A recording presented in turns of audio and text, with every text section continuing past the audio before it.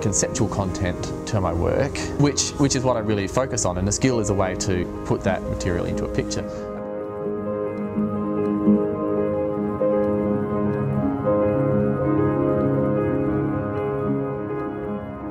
What I want people to do is look at a painting for an extended period of time.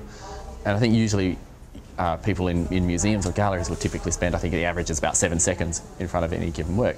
So the trick is just to get them to, first of all, look at a painting, and secondly to just think about it for a little bit longer than that 7 seconds. So you think there's a way to get them in, and the skill and the technique and the crisp image is one way to get people in looking at the painting, and then it allows the ideas and the other layers of content that are in that work to gradually come out and reveal themselves.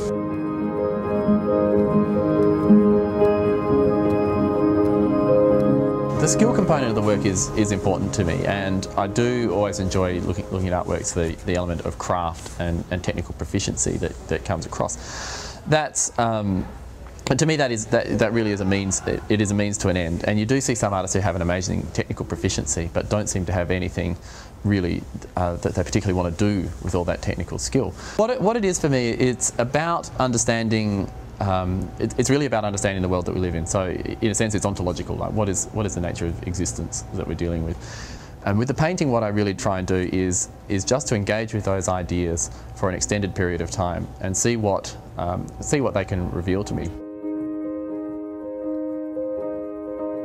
If sometimes I explain it to a painting to someone, they don't get it. Sometimes I'm surprised at how much they actually do get from the painting. It's not actually particularly important if they get the specific reference that's in a painting. What's important is that they realise a reference is there.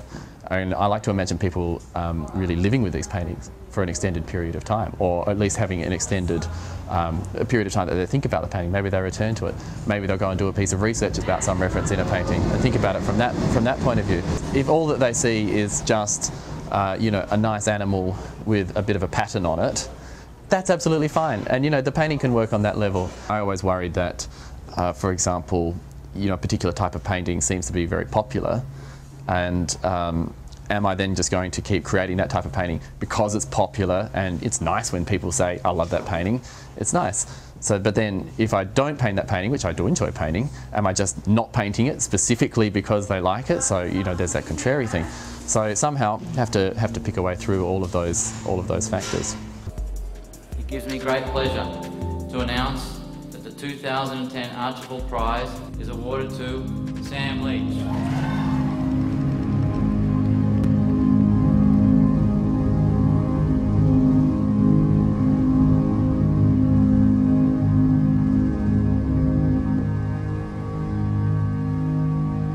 I think that in terms of winning prizes, they can be very beneficial, especially at a certain point in your career.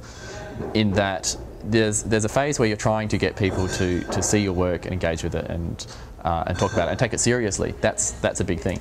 But at the end of the day, you have to look at it in context, I think, and you know that prizes aren't actually the focus of art. It's sort of a sideshow, if you like.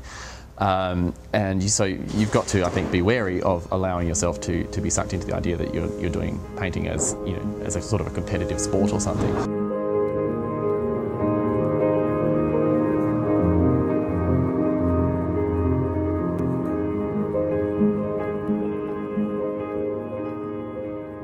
The London show is called PLATONIA, and it's primarily relating to a physicist, Julian Barber, who released a book, The End of Time.